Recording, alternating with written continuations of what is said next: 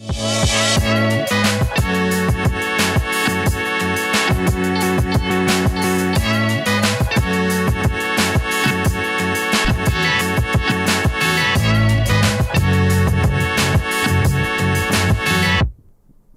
afternoon. All right.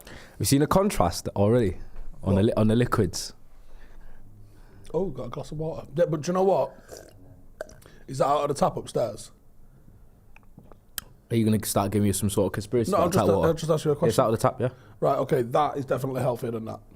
Definitely. Definitely.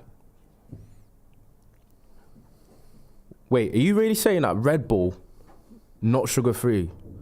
Have you ever seen me drink water out of that tap upstairs? Licked up with what? Taurine's alright. Taurine's Yeah. alright, I guess, for a man. Vitamin B, everything. Better libido. Listen, With it. that water upstairs, they've just kicked a turd out of it and an old shopping cart and wrung it out and banged it in your glass. That is straight out of the canal. It doesn't matter where it's from. There's no way you can justify Red Bull being healthier than a glass of water, whether it's tap or not, especially in the north.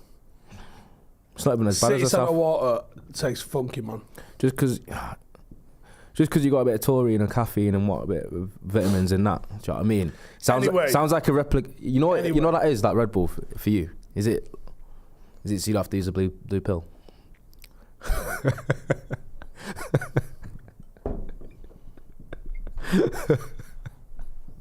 You can move it on. Do you honestly think there's anything in that would help with wood? Yeah, caffeine does help a little bit. Blood flow. Not sure about that. Right? Taurine as well. Libido. Anyway. I don't know. Don't think I have any dramas with it. Okay, no. But what we actually are going to talk about is there's too many things that we could talk about. I was like, what topically? We could talk about the Champions League. Who cares about that? We're not in it. Europa League. Who cares about that? We're not in it. I think we were showing on before we went on air. I think the fifth place now basically confirmed. Yeah, because West Ham beat Freiburg. Yeah. Fifth place. Basically confirmed as getting a Champions League spot, which like 6 weeks ago was confirmed like... us? How's it confirmed us? No, I said it's basically confirmed. Oh, confirmed. Yeah. Which like 6 weeks ago it was confirmed as England wasn't getting the fifth spot. Yeah, no, because of whatever. But yeah, basically now it's looks like fifth place is going to be good enough for a Champions League spot. You don't agree, but I think that gives United a real chance. It gives us a chance. We are currently 6 points behind Tottenham. They've got a game in hand, and we're 8 points behind Villa. And to me, I can see more of a drop-off from Villa than Tottenham. I think Tottenham recently have rounded back into a little bit of form because now they've got all their players back. And with them having no other competitions that they're in, I think they could finish the season strong enough where we can't overtake them. It's always a way when you're looking at these runnings, you're looking at the other team, but I'm looking at United. Am I confident in United not dropping points in games we shouldn't towards the end of the season? And am I confident in United going on a run to where we can finish in the top 5? Because Villa being 8 points away, I still think United can end up closer to them than Tottenham. I think Tottenham may actually overtake Villa. I think from where they're at, I think I would tend to agree that Villa have got more potential. I'm talking, by the way. Thank you. I think there's got more potential in Villa dropping points than Spurs, for sure. But I still think we're in a better position than we were 48 hours ago. Because I think we weren't going to get fourth. I still thought we might have come fifth. I think fifth is still a bit of a long shot. You got to really look at the run of fixtures. I think Tottenham still have Arsenal to play. They have Liverpool to play again. I think Villa's running. Tottenham have got everyone to play. Yeah, everyone to play. I think Villa's running is fairly difficult as well. But when I'm looking at that, it's just the Premier League, and I don't think any games are shooing, especially with United. And we do have a run coming up, United, where it's Chelsea, Liverpool. I think we've got Brentford away. Like real difficult games. We've got Bournemouth away, which is a difficult fixture now. On paper, I mean? it doesn't matter who you've got because, like, I've seen Forest and Luton parcel us up. So, and we've already been parcelled up by Bournemouth, and we've got them away in a few weeks, and they're actually a very dangerous side if you watch them. Do you know what I mean? they're one of those teams that they have more than enough quality and they have enough pace and dynamism with the front forwards. They've got like Kluivert, Semenyo, Solanke. They've got all these players that kind of strive, which is, I wasn't surprised. I think before the game we had an XG files where I think I was kind of saying to you that I can see Bournemouth getting a result against us at Old Trafford because of how open we was at the time. And but we've been like that the entire bleeding season. It doesn't show any signs of. But there's certain teams you can get away with that. I thought teams like Wolves and teams like lower down teams like Bournemouth, where you don't feel like you respect them enough, but you don't realise that they have enough going forward in terms of pace and stuff, that if you give them the spaces that we give spaces, they'll cause problems, and it could have been 4-0. So we was looking at like, and we weren't wrong. Everton, Forest, and you go in. The way they play is an absolute nightmare for us, which is true. We beat Everton 2-0, 2 pens, but I didn't watch the game. Me and Steve didn't watch the game because I had it, but we heard that. I've heard from everyone that it was the worst performance of the season from United. I actually can't believe that, you know. No, I watched it back on Y Scout afterwards, which I love. One of my favourite features. Because you can see it. Whereas because it takes half an hour off your watch time, man. Sometimes more. So if it's a game where someone's time wasting, it takes even more out. So there's a feature on there where and this is genuinely one of my favourite features of the internet, is, and I believe our Veo's getting it as well, our new Veo that we've got coming, where it just shows in play. So every time that the ball goes out for 17 seconds for a throw-in or a goal kick or a corner, just deletes it. You don't need to know. It only shows you the play. So you'll quite often download a file and it'll be 57 minutes long for a 90-minute game. And you just go, boom, and watch it right through. I'd love that. And I like watching it at 1.5 speed as well. So what am I getting that down to? 40 minutes of football? Yeah. So how did you find it when you watched it back? It was exactly what we thought it was going to be. Just teared open. We are getting shots conceded from long range. Yeah, why that is, I don't know. Why we've just decided to be like, it's some weird Jedi mind trick if it's deliberate and it's tactical. Like we've somehow found a way to make people lose the ball like that. I think it's tactically coincidental. I think it's because of the massive gaps. Right. I think what happens is because of the same very reason why we criticise United defensively is the same reason why opposition is having so many shots from where they're having it. I think what happens is there's such a big gap between the midfield and the back four. I think teams are quite often getting a lot of space in that, and I've got this much time. It's inviting them to shoot. Pull the trigger. Yeah, it's inviting them to shoot. I think that's probably what's causing it. Whereas if we probably was a bit more compact, that they geniused this idea up of being like, no, we can basically like cheat the system here. We can defend the box with 4, and we can just leave them in loads of space outside the D. And what will naturally happen is they'll shoot and they'll miss, or they back Hernandes. Like imagine they'd actually science the shit out of that and gone, nah, this is what we're going to do. I know, but do you know what it is though? Do you know what the old XG thing and people are saying, oh, we're conceding 20 plus shots, but they're not a lot of like high XG shots very often, maybe a couple. It still doesn't matter because it only takes 1 or 2 occasions where we play a team that bangs in that 0.1, 0.2. Like, it could be 2 of them in the same game.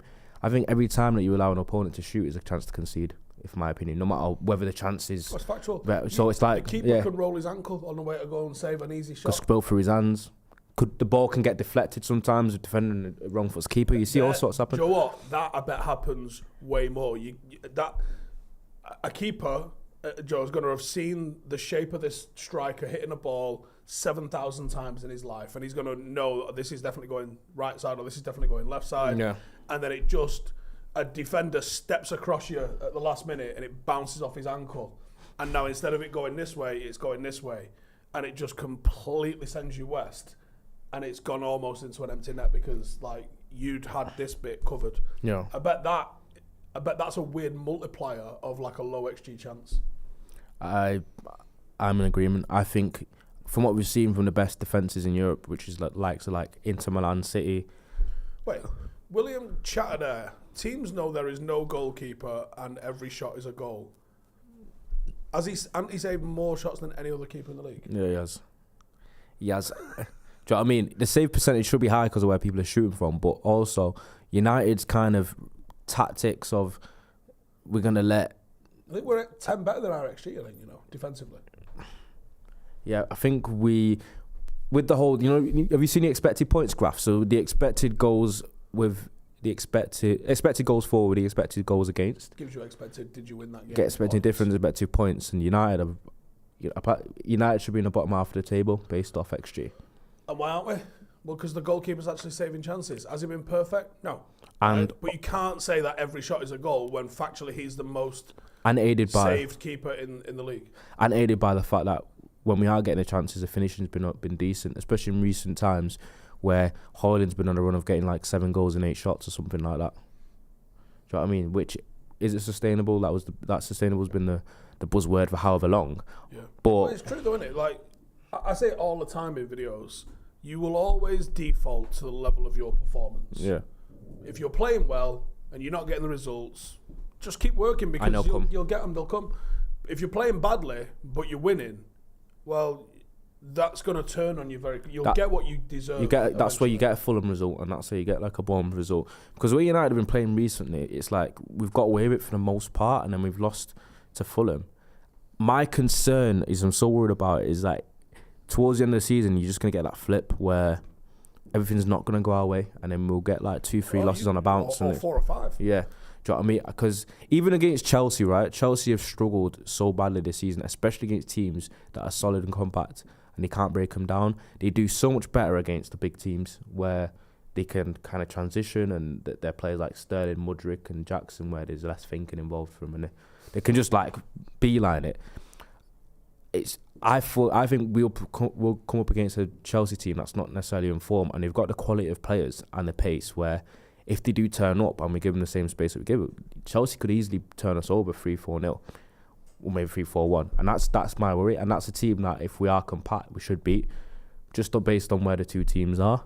But when I'm looking at the top 4 race or the top 5 race, I do feel that the Spurs against Arsenal, Liverpool, City in a row, as you've mentioned, will be important. But the issue with Spurs is, for some reason, they're the type of games that they shit house points from. Do you know what I mean? Well, I was watching them playing out the other day, and I think I said this on video. I think we just saw City versus Liverpool, Villa versus Spurs, and watching that game go off. I'm very invested in a minute at watching teams play out. I'm trying to perfect how we do it. Missed a good session on Tuesday with that, actually. I flipped it from a 3-2 to a 2-3, and it worked really well. But I'm looking at 1-2s. I'm looking at, can you play a pass and follow the pass? Yeah. Very much what you see Brighton doing. Very much what you see Tottenham doing, actually. You see a lot of runs ahead of the ball, even from centre-halves. Centre-halves will play someone on the next line up, and they'll follow that run. And they become another option. They become a live option rather than sitting off and watching from the back. So I was watching the way every team plays out, trying to think, like, is this applicable? Can I steal it?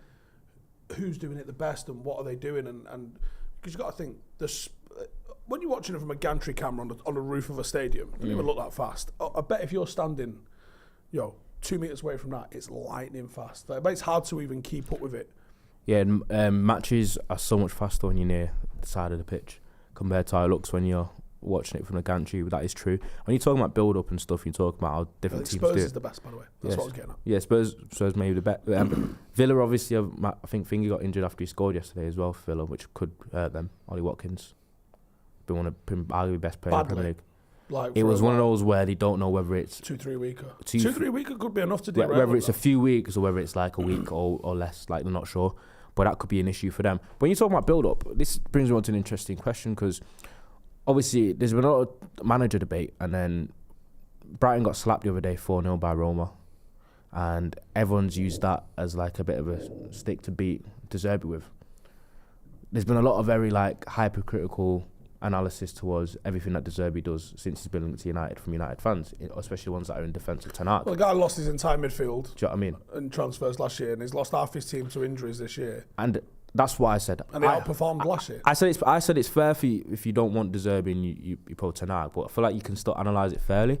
But people have then become very like, what's the word? Just entrenched. Just very entrenched or pedantic. When it comes to, they become very. There's wordings we've seen, I can't think of it, but they become very critical of everything that he's done. They're basically trying to nitpick anything. Like if Brighton concede, they'll be like, oh look, they'll look at the goal that he conceded, and United fans will quote tweet and be like, yeah, De Zerbi's not all that. Look at him, whatever. Even if it's like individual players that are howler. Yeah, exactly. When to me, I think you've got to look at it. If you're gonna give Ten Hag leeway, which is fair enough if you want to, then you can give De Zerbi that. I know. See, that's exactly it. See, Adam saying De Zerbi's been getting smacked all year. Did he beat Pep already this year? Brighton are. I think Brighton are like 4 or 5 points behind us. That's not really a marker of any success at the moment. No, exactly. No, so I mean, so if you're gonna do the whole Ten Hag v De Zerbi thing, I feel like you got to be fairly on both. Do you know what I mean? Because I personally think with the squad that we've got compared to the squad that Brighton have got, I feel like the fact that we're even doing a comparison between the two teams and the results is an indictment anyway on Ten Hag and United. Do you know what I mean? I think we should be anywhere near them, especially after they've lost. They lose their top players year in, year out. But what I would say is when you're in a system club or you're a system manager, like obviously he came in and he was in a weird, fortunate position of a lot of the times when a manager joins a club, they're joining a club in turmoil. They're joining a club at the bottom end of a cycle. They're joining a club who's just had to fire a manager because shit was going west. Yeah. De Zerbi came into a team that was doing well, and they'd had their manager poached because of how well they were doing. Good system. So he came into a much easier environment to just keep the place spinning. Now, that still isn't easy, as Wayne Rooney just found out. Yeah. Wayne Rooney went into a team, flying, tried to get them relegated. Like, just had an all-time awful sort of run with a team. So it's not a given that you can walk into a team that is doing well and continue that. But I would presume it's easier to walk into a dressing room where it's winning. Especially if you've been identified as a manager, which is what Brighton have been great at. They're identifying players and they're identifying managers that suit the philosophy that they want to play. So as they've got this sort of roadmap, it's like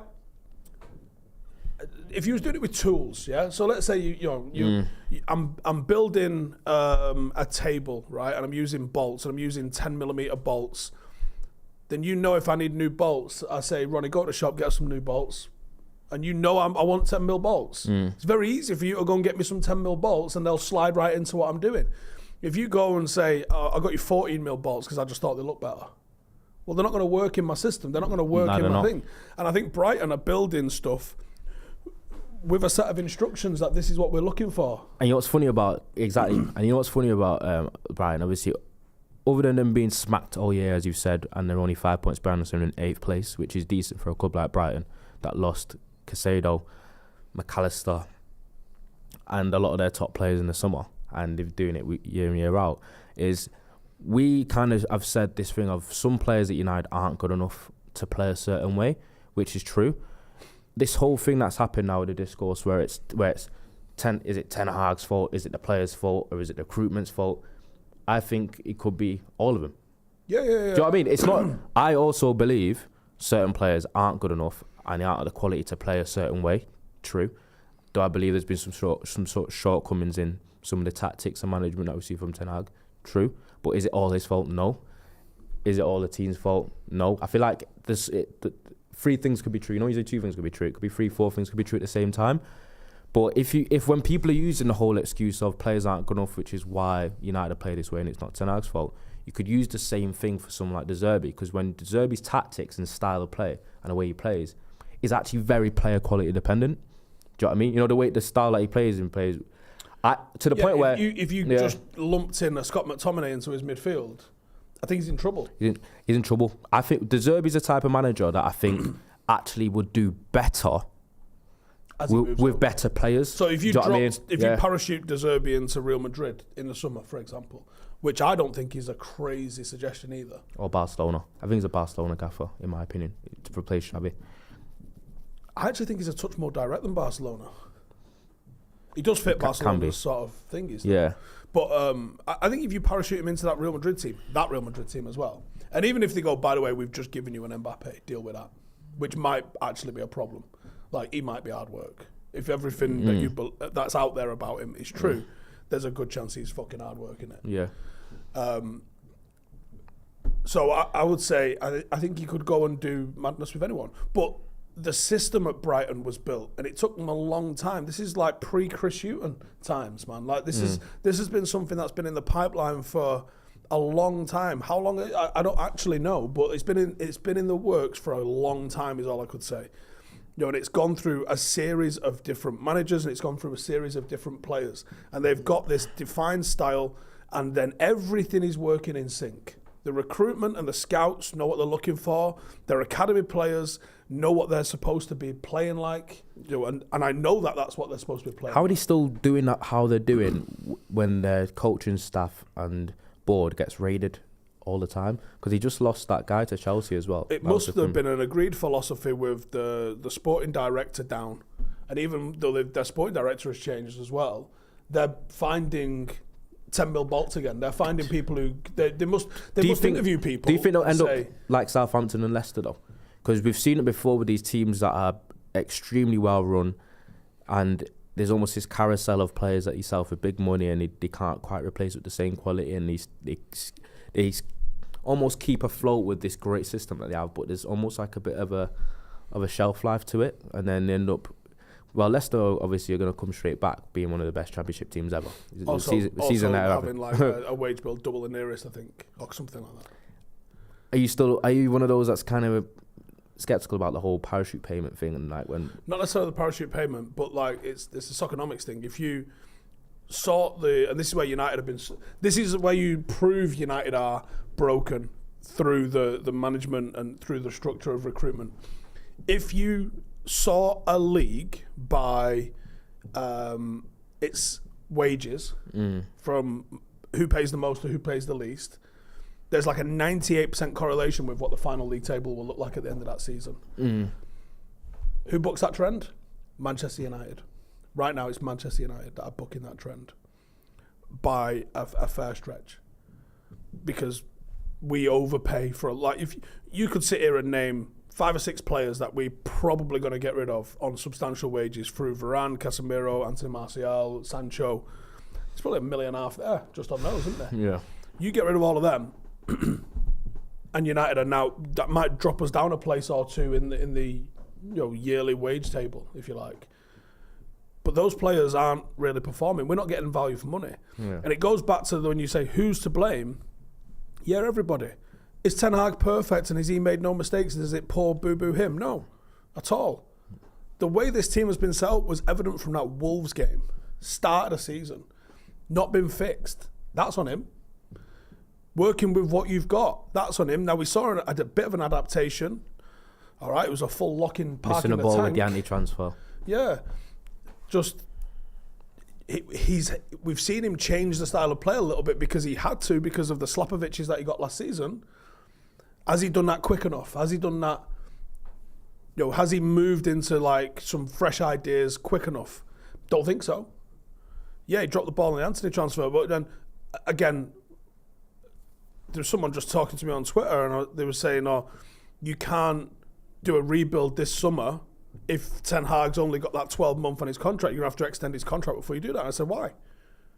The idiots have already come out and said pretty much the club's philosophy will be decided, and then recruitment and managers will be brought in that can play those styles of play. So you've got to work in collaboration with the manager, not signing players exclusively for that manager. Yeah. Like Klopp wanted, someone mentioned it, was it Brandt he wanted and not Salah? Something along those lines. But and what happened is, Salah, what happened is we signed Brandt in Anthony. That's where the club has got to know it's. And it sets you a couple of windows back, doesn't it? Because Michael Davis says Liverpool literally booked that trend. They have a lower net spend in the last 9 years than fucking West Ham. No one's talking about spend. Spend is genuinely irrelevant. Like, spend has fuck all to do with where you finish. Wages, salary, listen to me. The net spend means nothing. Like, there is zero. That's one thing Liverpool probably do well. Up until Salah, they don't pay big wages, do they? And then obviously they give Salah the big money, which kind of affected their wage bill thing. And United are definitely top of that. I think Thingy are going to find themselves having to navigate that soon as well, with their players being young and ascending, Arsenal, and whether they actually do it. And it's funny how everything's perfectly timed for them, because I think they were half a window away from losing Saka to City. You know, remember at the time where Saka didn't want to renew his contract because at the time United asked for a bit of a laughing stock to finish in eighth, and City was sniffing around, and he didn't renew his contract up until they had then he had that really good season, and then he stayed. But I don't know what his contract is. I know Arsenal are more like Liverpool in terms of wages than they are to United or Chelsea or City. But then again, Havertz is on quite a lot, isn't he? Havertz is on quite a big dosh, actually. Yeah, he couldn't. He'd have been on fat wages at Chelsea. Oh yeah. Which meant that to get him out of there, you'd have had to pay fat ones out of there for it to pay him as well. I think there's correlations in a few different things, and you have to say, yeah, our recruitment has been shoddy. Like, I saw someone sort of trying to say, Ten Hag's still in Eredivisie mode, trying to sign all the players from Eredivisie. Yeah. Is it? Or is the incompetence so strong at Manchester United that the players we've signed are the only players that we can fucking get in touch with? Like, because that's what it looks like. Look who we've signed. We've literally only signed people that played in fucking Holland like, almost exclusively. The issue is United are lucky in a sense where we're still going to, no matter how badly United have done in the last decade, we're still going to have that pull. It's still the biggest club in England. And I think United literally might have to go through another 10 to 15 years of basically winning nothing for that to change, to be honest with you. I don't think it'll be that long. Or 10 years maybe. I don't think it'll be that long. If Ineos get it right, City could come to the end of the cycle. Pep isn't doing another 10 years there, right? But it's more, if you talk in general, it's more whether all the 5 to 15-year-olds City fans get a bit older, then maybe that's when. Do you know what I mean?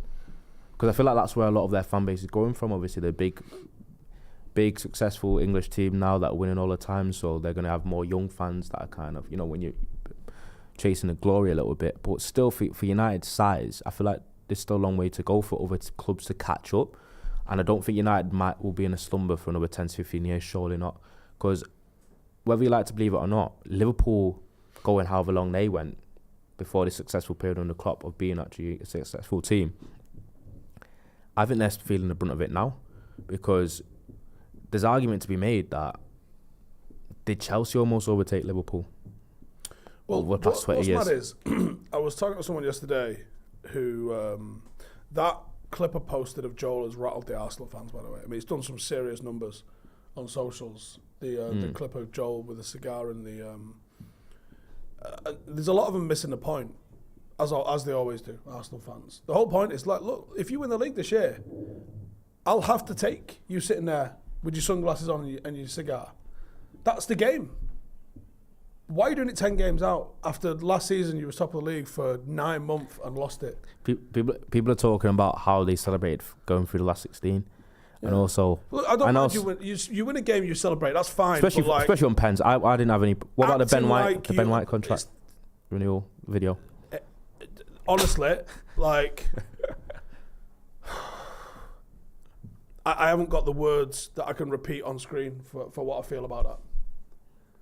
Just an absolute shambles. Just a fucking shit show. They're proper weird, isn't it? Awesome. Yeah, it's just there's such a bizarre mentality that I can't picture. I just can't imagine what they'll be like when it's just full cringe. I can't imagine what Arsenal will be like when you win things. Because if the way they are now, and I've already seen some of their big Arsenal accounts on Twitter already talking with the type of bravado as if they've been City. And and they've also acted as if... I saw that fucking jailbird DT giving it the fucking big licks. If your team's not in this draw, then shut the fuck up. Yeah. Wait. If you've never fucking tasted that fucking champagne, mate, shut the fuck up. I know. Like, is this the first time you've been here in 14 years, then shut the fuck up. Oh my God. This is what I don't get. Like, I'm literally seeing... Spurs have been to a final in fucking colour. I've seen some absolute... It's the turnaround. Like, some City fans also are talking down on City now because they beat City early in the season off a deflected Martinelli goal, which was the first time they beat him in like 27 years. It almost felt like. I think it was on like, was it 11, 12 game run of just being beat every single time they played City. They beaten him once. The charity shield and the league or you win the Champions League, you get to crow and we have to say well done. But the celebrating so early, and some guy I replied to some guy he was saying, "Oh, we used to get it rubbed in our faces by United and Chelsea fans growing up, so this is why we're like this." And I was like, "Hang on, United and Chelsea were winning stuff," and he was like, "What are you talking about? Arsenal are the third most successful club in the country." And like, okay, they are, right? They are. However, if you're talking about you had United and Chelsea fans rubbing it in your face, that means you've only grown up post 2004, which means you haven't won anything of note in that time. I think in the entirety of this century, think of that word, century. This century, Arsenal have won, I think, 9 trophies. That would be the league twice, so that would be 02, 04, and I think about 5 FA Cups and maybe a League Cup or 2, something along those lines, right? That's it. That's all you've won this year. So, United have nearly won that in the last 10 years when we've been dog shit. Like, United have won in that time something like fucking 25 trophies. And City have won like 20. Chelsea have won about 20. Liverpool have won more than that in the last 25 years, man. But after all this, we could end up fucking giving a guard of honour to him because he plays second. Yeah, it's going to suck. It is absolutely going to suck. But for some reason, I feel like we're going to get a result against them at Old Trafford. It's the weird thing. We have a decent record against them and Liverpool at Old Trafford, but I think we'll have something to say about that. But the Ben White thing then extended to the fact that he told Southgate to fuck himself. Yeah, I saw something in the Athletic about that though. But have you also seen the clip? I can't remember his name. It's the City fan that was on. He was on the overlap doing the argument with McCullough. Yeah. He was on, who I won't name, ages ago, and he said he got inside information from a player that plays for England that said why Ben White left the England camp in the last World Cup or Euros. And everyone thinks it's because he had a spat with Southgate. Apparently it wasn't that. Apparently he left because he was missing his bird. I remember hearing something about this at the time, right? But I'm not corroborating that story. Yeah. But I saw that yesterday, and I went and searched my WhatsApp groups yesterday for Ben White, right, just to see what came out, because I'm certain there was conversations about why he left.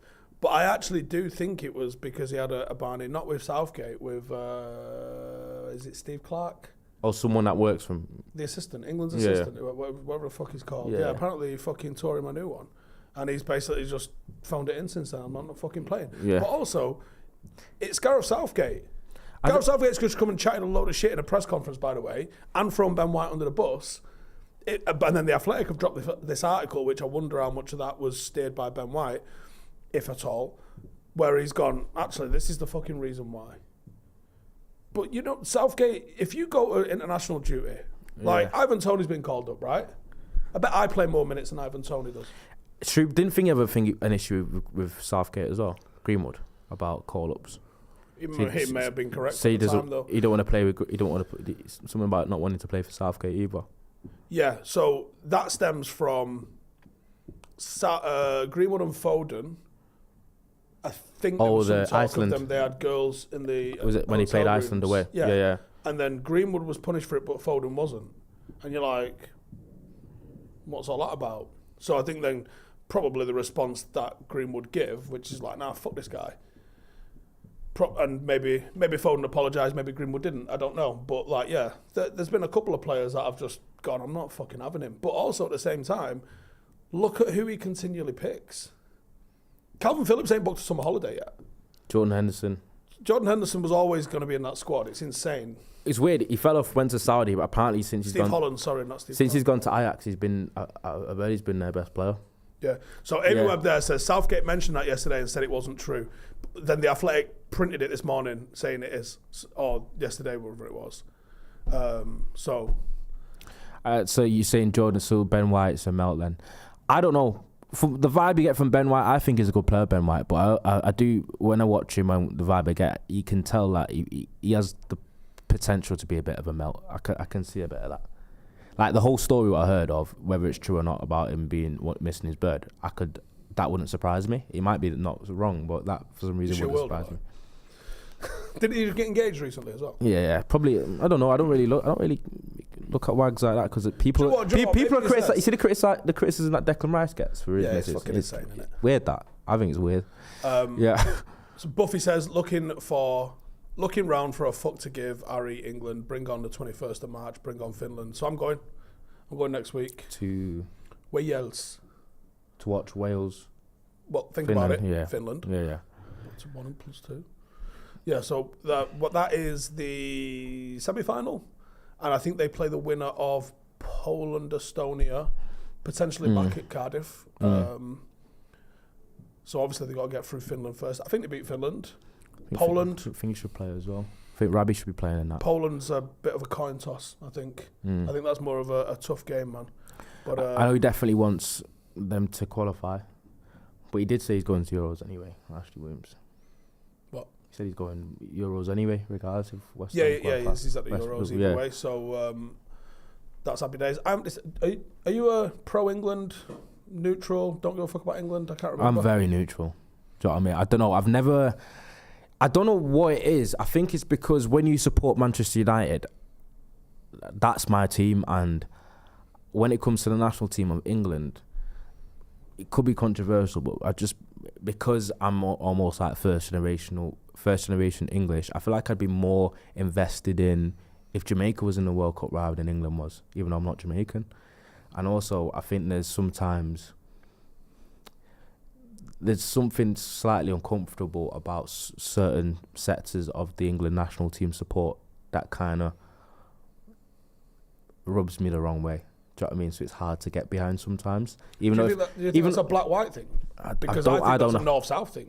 I don't think it's necessarily racial, because it's not. Because some people are just you're born in England, you're proud English, you support the English team, simple as. Like, there's nothing wrong with that. But there's certain sectors of it where I remember there's been a couple of competitions in the past few years where people have phoned in and complained about how much colours in the national team and how it doesn't reflect them and stuff. And there's a lot of that kind of EDL vibe in some of the fandom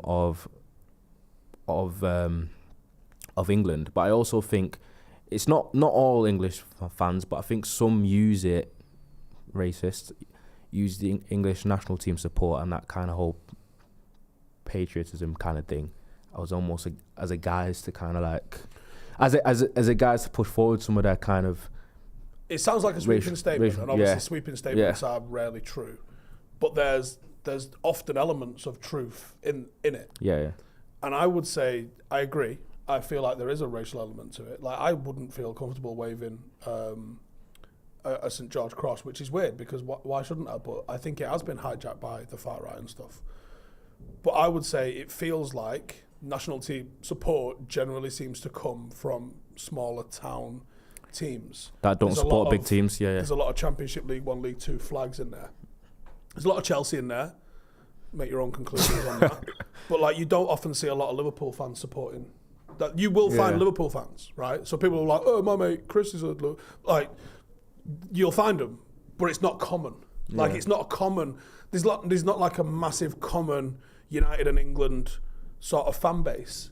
But you'll find them. Yeah. Wasn't that guy that was at all of the games that ended up quite famous at the World Cup? Wasn't he a United fan that was following England? That guy. And there's like photos of him following United from like the 80s.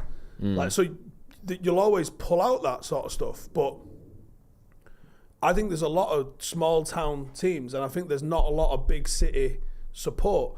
Birmingham might be different. I feel like there's a lot of Villa fans. But the thing is with England now is if England are in a final or in a semi-final against a team, I'm not going to be supporting the other team. I'd rather England win than not. Funny that Harrison says race baiting nonsense, and the reply right underneath it says exactly the reason.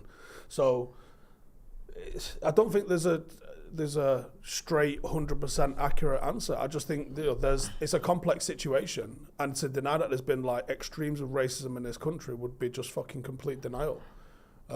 It's obviously happened, and I see what you're saying. I see it all the time when people go, "Oh, this fucking under-19s England team's all black." Well, guess what? Yeah, I've seen that. Because they was all the best fucking players in the country. You literally see that. Like, a lot of the under-21s, under-19s and 21s team now for England, they have quite a lot of black talented players or talented players of colour, and then you've got comments from people being like, is this England or France, or is this, like that kind of because I don't know. There's some parts of the fandom towards the national team that can be uncomfortable, but then again, there's look at the races that people follow in the Euros. but there's another side of it too, where it's like, if you're English, born in England, and you're proud to be English, you've got every right to be extremely supportive of the national team, want them to win as well. I think there's just some parts of it that might make you feel a little bit uncomfortable. But then again, as I said, it's not like I'm an anti-England fan, because if England are in a final or semi-final of competition, then I'm going to be supporting them.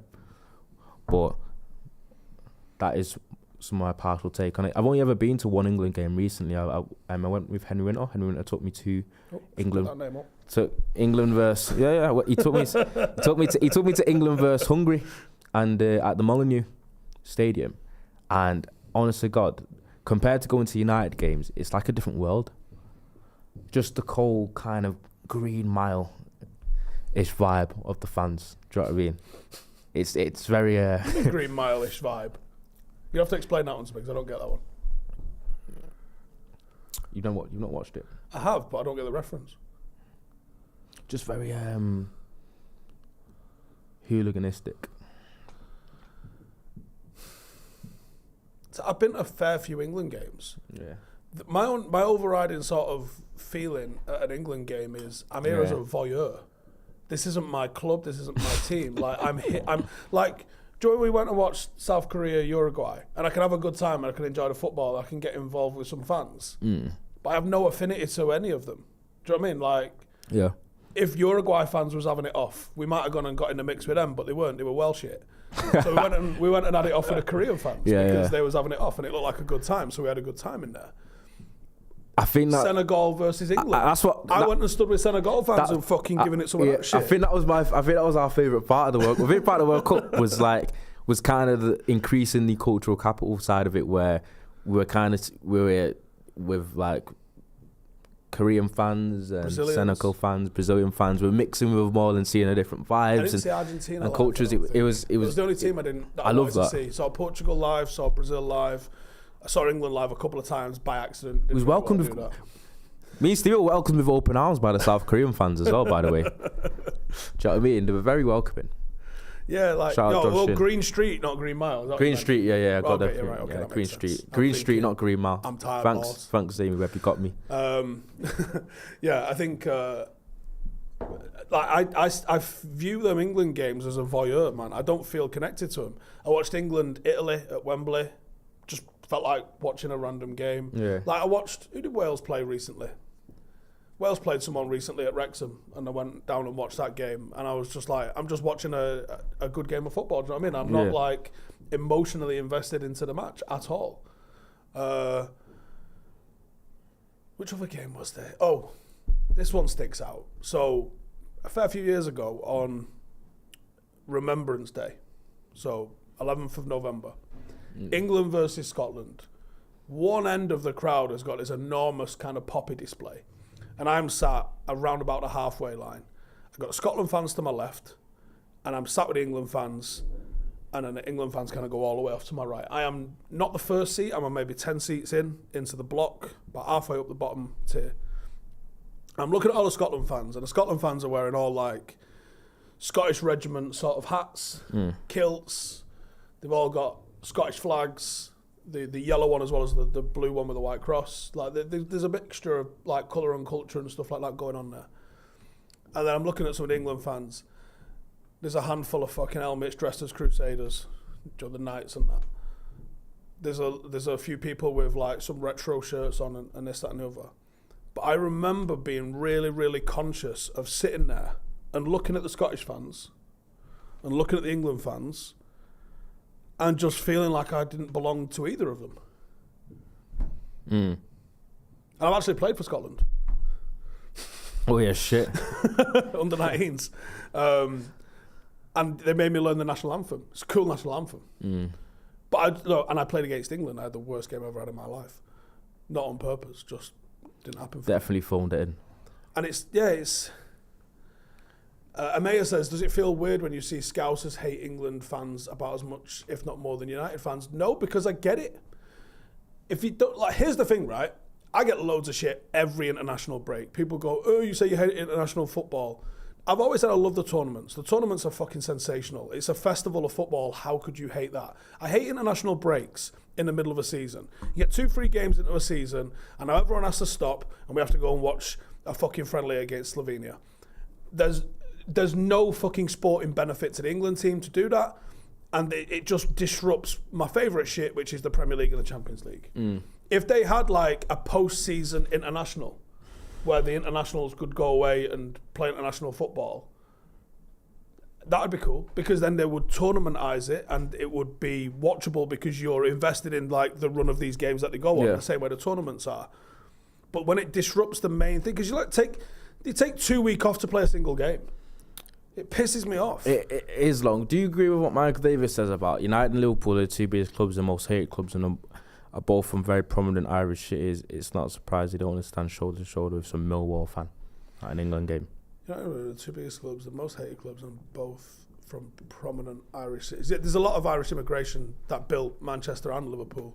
Probably more so than any other cities, would you say? Yeah. Feels like it, doesn't it? Like, I would say like the immigration base of Manchester, and we are literally sit here as sons of both of those, is like Caribbean and Ireland. You know, my heritage is Irish, his is Jamaican. Yeah. Like, that feels what Manchester and Liverpool was. Both of them cities are exactly the same in that sense. Industrial cities that required workers post World War II, or even before, where the Irish has been from the 1800s onwards. That's what these cities are. But there's a lot of sections of London that are like that as well. Like the East End of London. It's a massive West Indies community. Do you know what? And massive Irish community. I'll put this example out there. So I go to a Manchester United game at Old Trafford. I go to watch the game, sit in the stands, and I feel like I belong. When I go to an England game at the Molineux, and I go into the game and I'm walking through, I don't have that same feeling of belonging. Yeah. I think that's the difference. I wonder, like, does anyone who's watching this watch England and feel like you belong with them? Because I'll tell you this, I watched Euro 96 and I felt it. Like, I was well supportive of England. And what happened with Beckham massively turned me off. And then, you know, everything that's happened since then has completely turned me off it.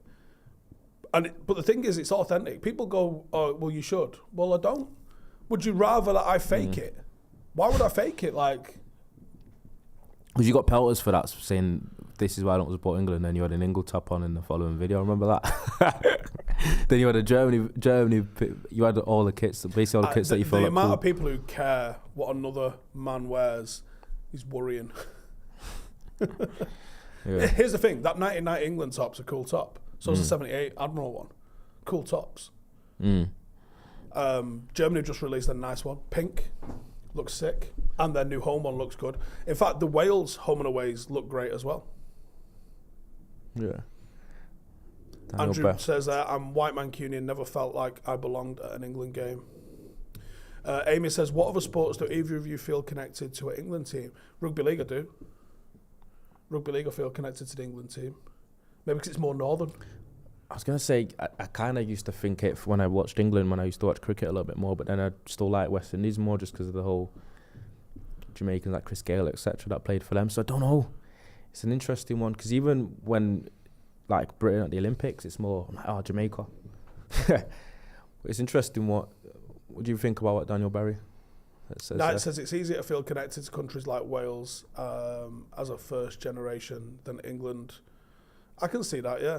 Well, do you know what? I could be wrong on this, but it doesn't feel like the Welsh dragon and the sort of Welsh flag and the Welsh culture has been hijacked by far-right and racists. So I think that it always feels... Like, you see a lot of other countries' patriotism, and it doesn't feel as icky as the... And it's wrong, but it's the truth, right? If it feels like this, it's authentic. It feels like that. And it does feel like... The British flag and that has been hijacked by racists a lot. You look at the American flag. Now, obviously, the Confederate flag, that's got a bit of a vibe to it. But the American flag, to me, doesn't scream racism. I think Americans are a little bit over the top in their patriotism, but it feels authentic. You see Brazilians with their colours. That doesn't feel like there's any sort of undertones of anything a bit dark in there. It feels like authentic, and you're cool with it. I would say the Dutch flag doesn't feel Like they get behind everyone wearing orange at the game and stuff. It feels cool. It feels like everyone's together with it, and it feels authentic. Like there doesn't feel like there's like weird undertones to it, whereas it does with the British flag. But again, the Welsh one, like the Welsh national anthem is fucking sick when you see it live, and they belt it out. God Save the Queen or King now I guess, is such an uninspiring, properly uninspiring sort of tune that no one's going to be belting out. But like when you see Welsh people all wearing a bucket hat, all wearing a shirt, all carrying the flag, you don't feel on edge with it. You just kind of like... All the Scottish fans all in kilts, kind of. Yeah, like I didn't feel threatened by it. I was just watching people express their culture. And that's what you get. I'm going to enjoy next week going to Wales. I'm going to enjoy, how many people do they hold at Millennium Stadium? 80,000 people. I'm going to watch 80,000 people enjoying their culture, and I'm going to be about it. Ridwan says Williams is Welsh and English. Yeah, his mum's Welsh. So he spoke about it on the podcast. That'll be out later, actually. Yeah. Says Ronnie, did you watch the IPL? I watched the IPL. Was one of my favourite things to watch when I was younger. I watched so much more sports when I was younger than I do now. I don't know if it's adulting or it's priorities and responsibilities, but I used to watch everything.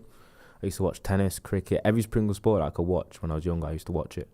But IPL I was a big fan of. I did like the Chennai Super Kings, but I don't watch IPL as much anymore. I don't get the time. Mr. A says North and South divide, Liverpool and Manchester being hit negatively politically and an element to it. I think that's correct. BM says would also put the government reaction to Hillsborough. The managed decline of Liverpool contributes to Liverpool's disdain for government and thus England in general. I agree. I think Manchester and Liverpool definitely both feel anti-establishment in that sense. Yeah. Do you also think there's part of it that when you're watching England, you're watching some players that play for rival teams?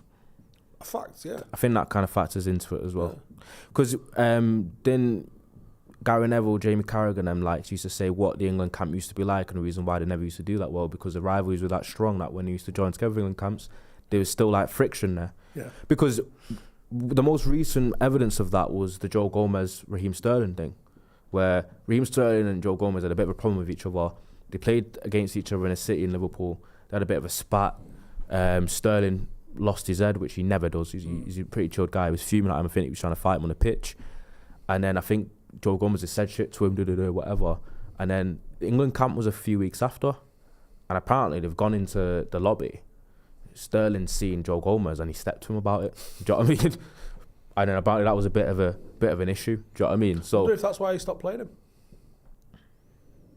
Yeah, because I heard if they thought it was fine, and then Sterling's gone into the players' lounge with whatever, and then he just basically made a beeline for Joe Gomez in a like what you're saying now kind of vibe. So I'm surprised that doesn't even happen more.